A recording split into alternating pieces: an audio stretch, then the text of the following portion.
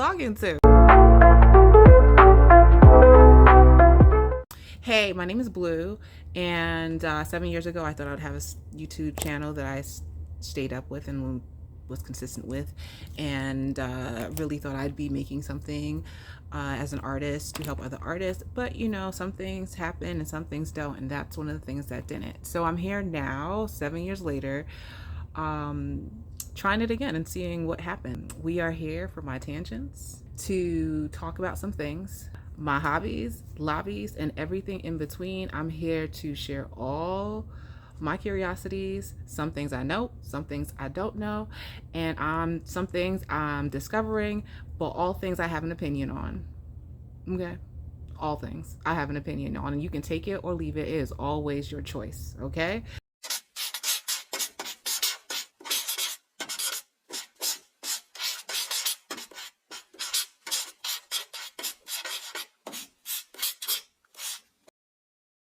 Today, I thought I would start with something that I got back into last year, which was reading. I was an avid reader as a young person, and I wouldn't say that I had stopped reading, but because of my profession, I was reading mostly scripts. And so I wasn't reading novels in the way that I did when I was younger, and I felt like I was spending too much time ingesting things on the screen.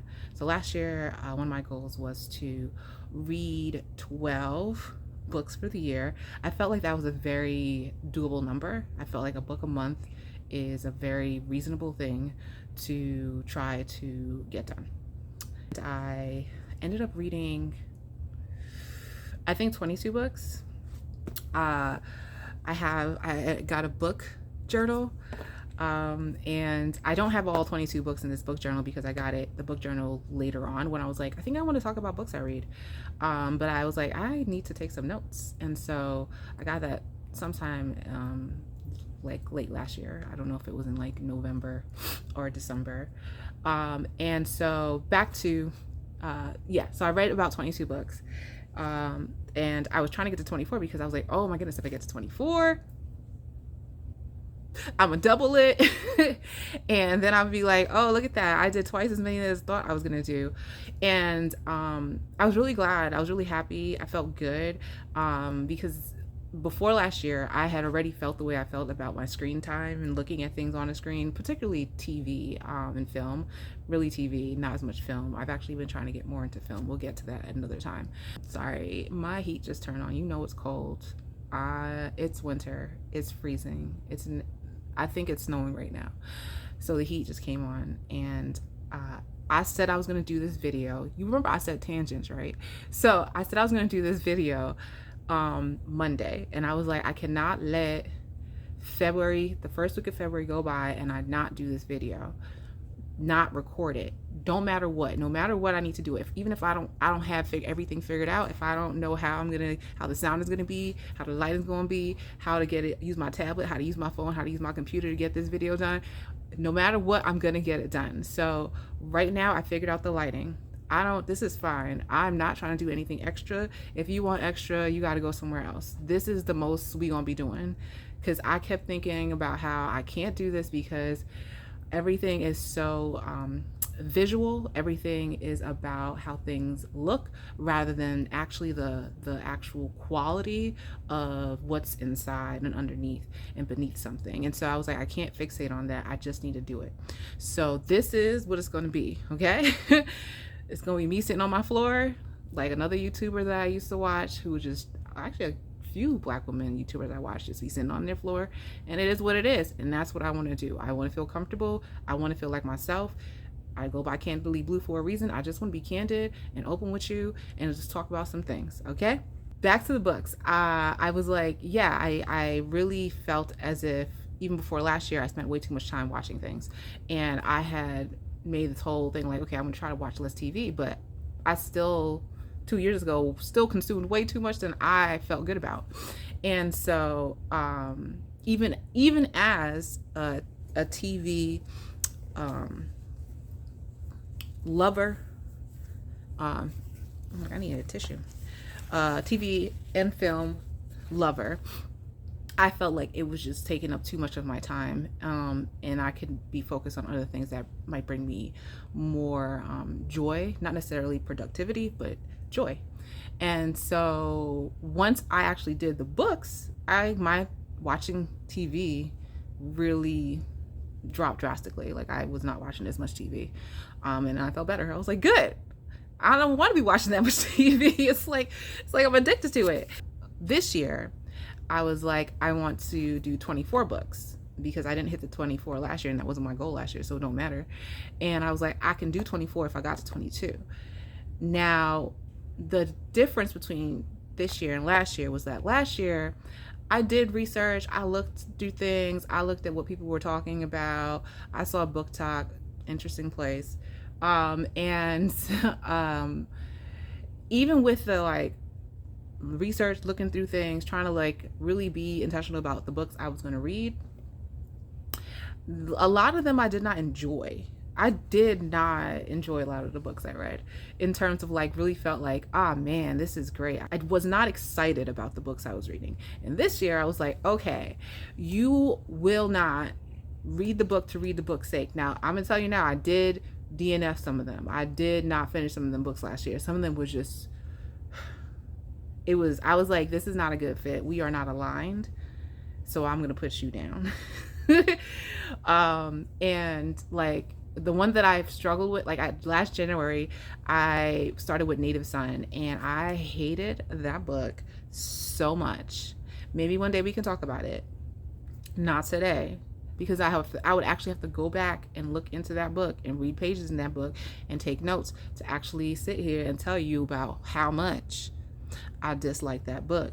I mean, James Baldwin wrote about it, and I'm pretty sure he didn't like it either. I want to remind you, I said tangents, so I can talk. It's funny because I was known as a quiet kid, and I am still known as quiet and mysterious, which is shocking since I'm doing this.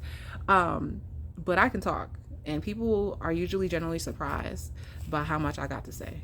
I was saying all that to say was that this year, I said to myself, I will only read books I'm excited about. So if I get the book and the first chapter, I can tell we're not vibing, we're not clicking, we're not getting it together. Me and it is not meshing. We are not meant to be. I'm just going to put it down. Now, again, these are my opinions. People like books for different reasons, or read books for different reasons.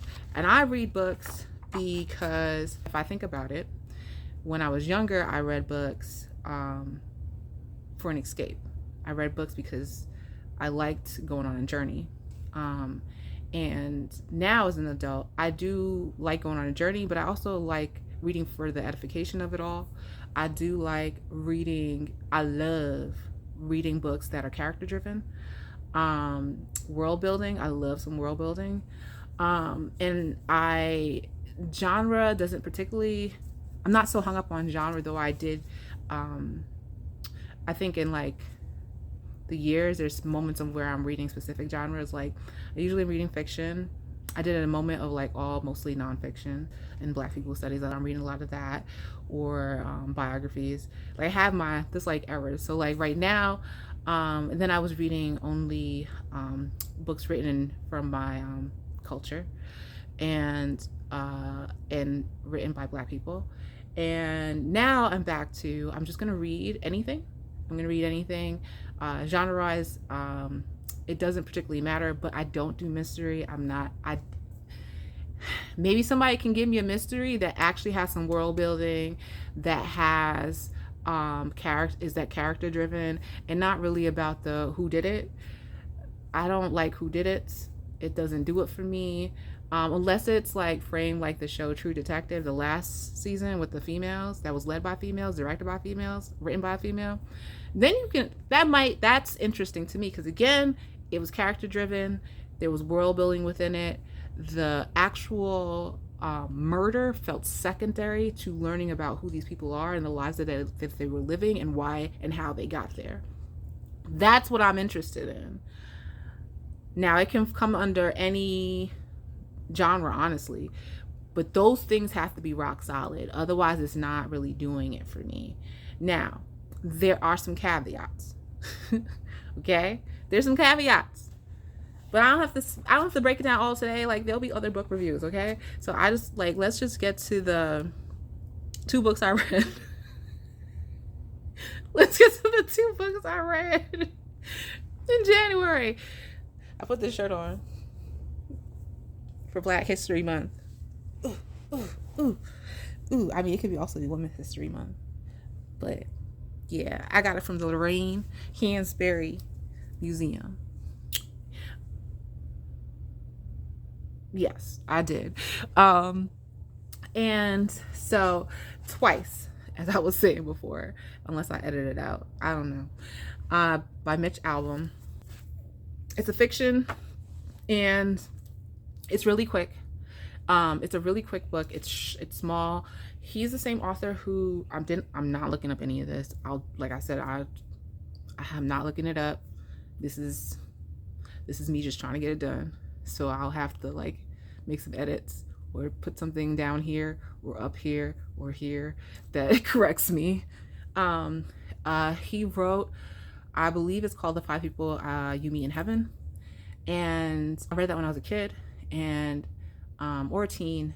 I read it when I was much younger, and I remember the only thing I remember about it was a very emotional journey that I felt viscerally, and I enjoyed. That's what I remember. I don't actually remember the story necessarily. I don't know why in my head like a theme park comes up, but I'm thinking about rereading it because I read twice and got reintroduced to him again and his work.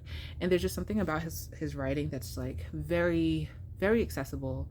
I love how he handled Black people, even when they're not the main characters, or and when they are the supporting characters. I think he handles Black characters with care, and I think it has to do with his actual real life experience with working in Haiti. And there seems to be, I think he has a thing where he's focused on love, and how he handles it and talks about it is really beautiful. I felt moved.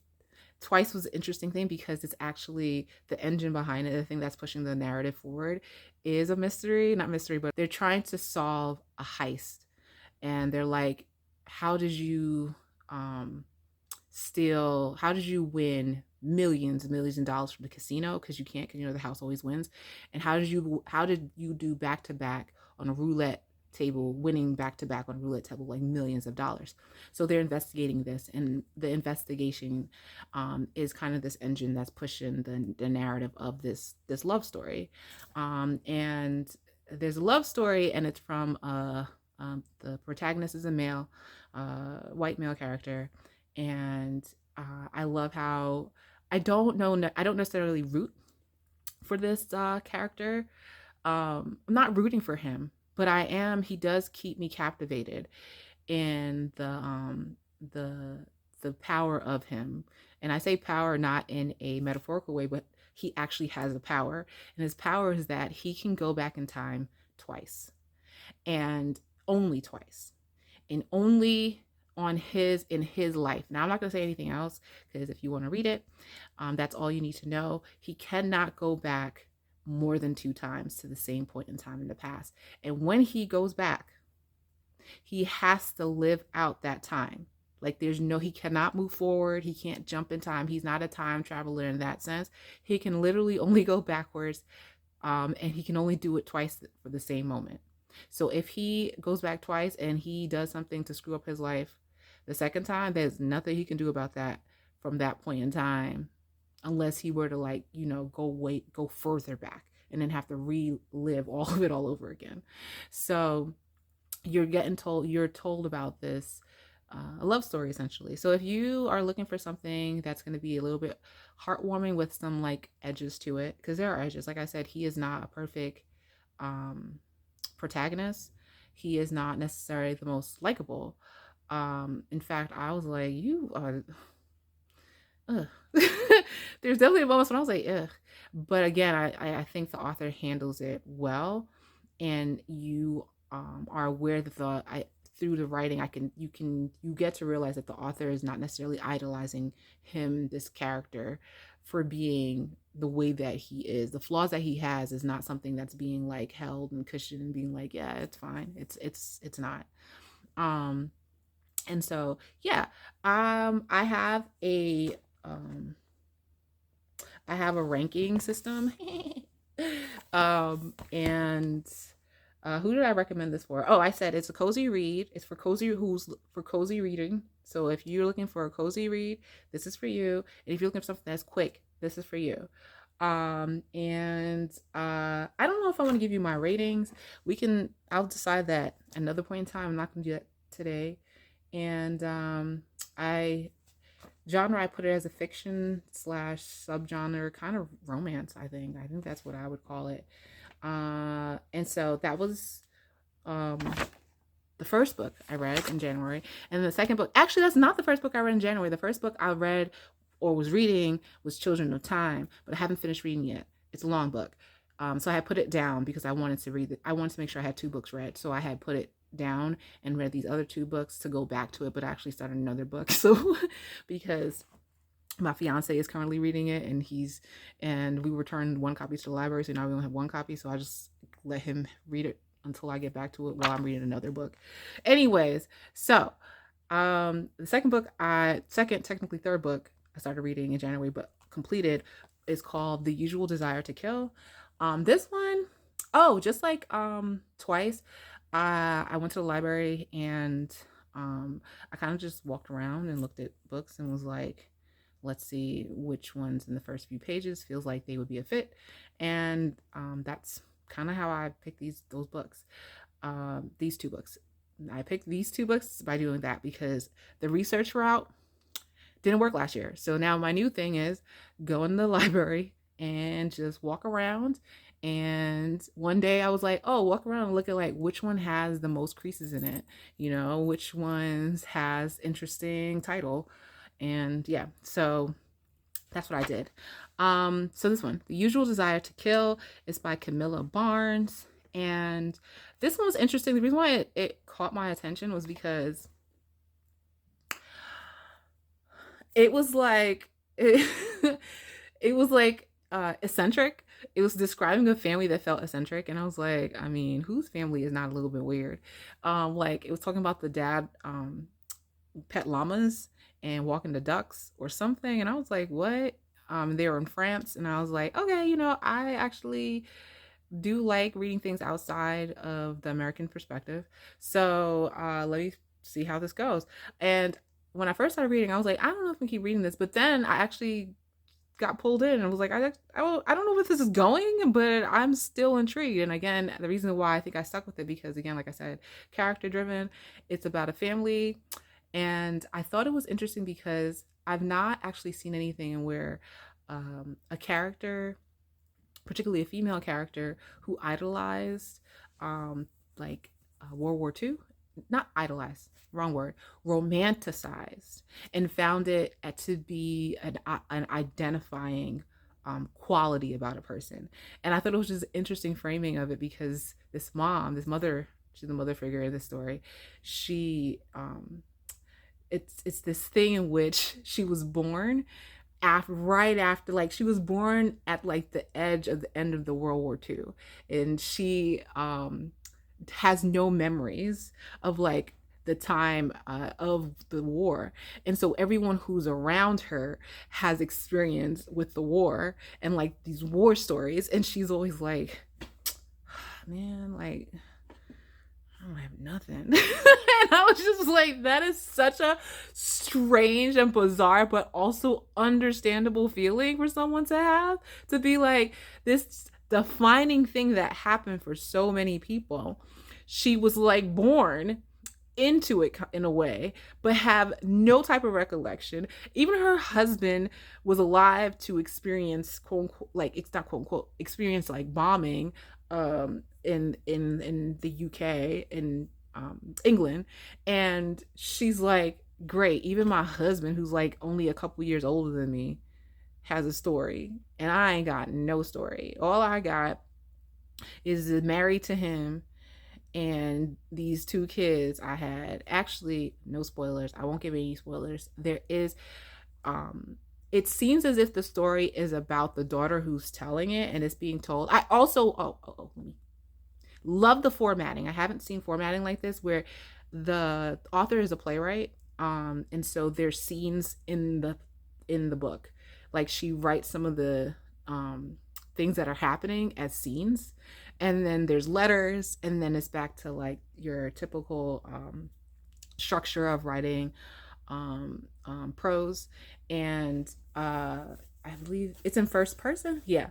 And so I like that. I like the way in which she like switches the mediums, um, or I should say like the literary techniques.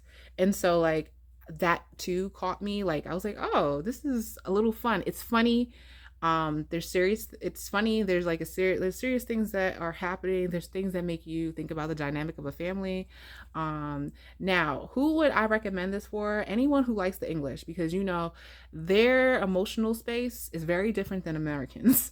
And so I don't know if everyone will love the way in which they hold their emotions, or and express themselves or lack thereof, but it's intriguing and interesting to me. And what did I write? I said anyone who likes the emotional English emotional disconnect, or if you know some French, because they're in France, the family lives in France, in the country of France, I guess south of France. I don't know any French, so I think it would have been cool if I did know any French or know anything about France, because they do have these names of places and reference things, and I didn't really know them, but it didn't take anything away. I think it only adds to it if you have any familiarity with it. um and I really enjoyed that. I really enjoyed it. There's the father figure in this, who what an interesting guy. Interesting guy. And it's multi-generational, so you at some point do get the perspective, or at least thoughts from each generations on experience in life. I think that's what it is. And so if it's fiction, if you like family stories, but this in little quirkiness, thrown in, um, a little fun with some serious, because there is something that is pretty weighty in it, without giving anything away. Um, yeah, uh, I was not crying. It didn't bring me that too emotional. Like when I say weighty or heavy, it didn't get me like I wasn't crying, but it really did. It was like, ooh, damn, what it means to be a woman of that time, you know? So those are my two books that I read and that I would recommend. And so I'm glad I got to say all of that. I didn't think this was in my first video back would be about books that I read or my like book journey that I am going on, but here we are. That's what I wanted to talk about this time. And I wanted to hold myself to making this and without judgment. And here we are. I will be back. I don't know what I'll be talking about at that point in time, but it will be something, because again, like I said, this is about my curiosities, which I have a lot of, to give you any ideas about what could possibly come up. I like to dabble in lots of things. So last year I also decided to start baking as a hobby. I'm a gardener, I'm a plant mom. My baby's in the back. I'm also a dog mom. Love my baby. I play games, as you can see in the back there. They're board games. We went deep into the board gaming. So if you're into that, I might talk about that at some point. Regular gaming, I can talk about that. If we want to get into like, if I want to rant and rave about being a writer, TV, film, screenplay, playwriting, might get into that. I don't know. I don't really like to talk about work. I also believe if you want a consultation, you should pay me for it. But I do like to give little nuggets, so that might happen more than likely, because I am an advocate. I do believe that an artist's job is to not only shine a light on truths about the world around us, but also to give back to the world that they're in. So those are just some quick things that I could possibly talk about, or it could be something completely different, because like today I'm like talking to somebody, a few people who are going to give me some knitting supplies so I can try to learn how to knit. I don't know. I might learn how to knit. I might not. I have so many projects, okay? So we're going to be busy. We're going to have things to talk about. We're going to have opinion on things. We are going to go on a journey, and we're going to have a good time doing it, okay? All right. Thank you for listening. Again,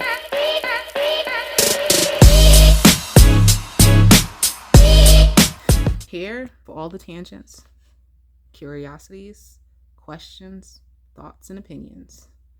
And remember, you always have a choice.